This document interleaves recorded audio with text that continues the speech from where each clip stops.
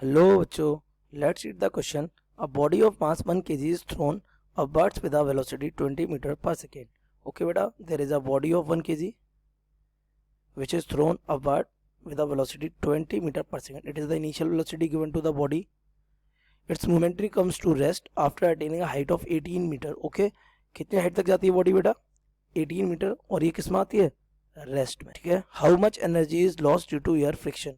ये 18 metre height बेटा ये वही है जब एक बॉडी को ऊपर की तरफ फेंका जाता है तो वो जो सबसे हाईएस्ट पॉइंट पे पहुंच के जो अपनी वेलोसिटी जीरो कर लेता है वही हाइट है. ठीक है. So we can say this 18 meter is the height attained by the body on its highest height. Okay, तो सबसे पहले बेटा बात कर लेते हैं इस क्वेश्चन के की कॉन्सेप्ट की. The key concept of this question बेटा is conservation of energy. Okay, it's conservation of energy. And what conservation of energy says? Conservation of energy says energy can neither be created nor be destroyed. That means अगर आपने किसी body को initially some amount of energy अगर provide कराई है तो and तक वो एनर्जी उतनी ही रहेगी, और अगर ये कहीं कम भी होती है तो डेफिनेटली किसी और फॉर्म ऑफ एनर्जी में क्या हो जाएगी? Convert. That means if it is minus by U, ठीक है, तो the remaining energy will be E minus U. अगर ये एनर्जी कुछ कम हो जाती है किसमें? यू में, then it will become E minus U remaining. Okay, so let's solve the question.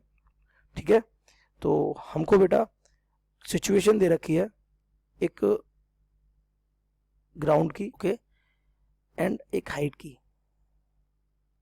The body is thrown 18 meter high. Okay, how much? 18 meter. इस point पे आके बॉडी बेटा किस में आ जाती है? रेस्ट में. Its velocity becomes zero. But when it is thrown its initial velocity given is 20 metre per second. Okay, initial velocity is 20 metre per second. तो बेटा हमने इसको एनर्जी कितनी दी होगी? We have given the energy that will be kinetic energy and it will be half m v square. So mass is given, how much it is? 1 kg. okay, and velocity is 20 meter per second. So mass is 1 kg and velocity is 20 and square. Okay, it will be half and the square of the 20 is 4. Now let's cancel it. It will become 200 of joules. ये energy वो है बेटा जो हमने provide कराई है initially किसको? इस बॉडी को. Now if we providing the energy in form of kinetic energy is 200 joules.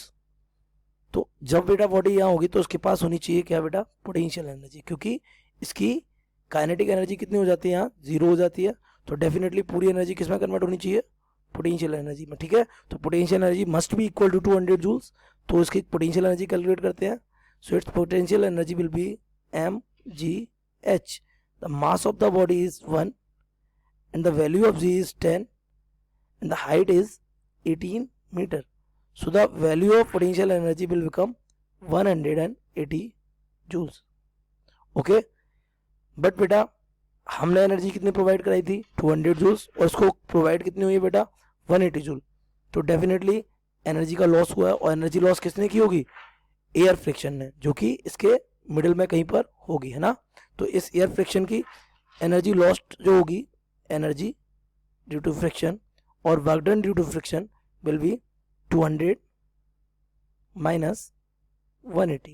So it will become 20 of joules. Okay, let's match the answer. It is option number 2. I hope you have understood it well. Best of luck.